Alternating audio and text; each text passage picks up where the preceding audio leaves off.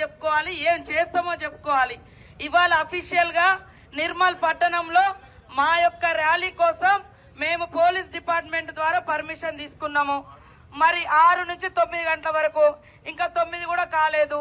మా యొక్క ర్యాలీకి విరుద్ధంగా ఒక ప్రజాప్రతినిధిగా ఉంటూ ఒక విచ్ఛిన్నకరంగా ఒక విద్వేషాన్ని సృష్టించే విధంగా ఇక్కడ గెలిచినటువంటి ఎమ్మెల్యే గారు మా ర్యాలీకి ఆపోజిట్ గా వెహికల్ని తీసుకొచ్చి మా బండ్ల మీద వాళ్ళ పూలేయించడం, మా మా మా బండ్లకు ఎదురుగా వాళ్ళ వెహికల్ తీసుకొచ్చి ఇలా ఇంత దుర్మార్గంగా వ్యవహరించవచ్చా? వాళ్ళకి అసలు పర్మిషన్ కూడా లేదు. ఒకవేళ వాళ్ళకి పర్మిషన్ ఇచ్చుంటే మేము వెనకకు తప్పుకుందాం.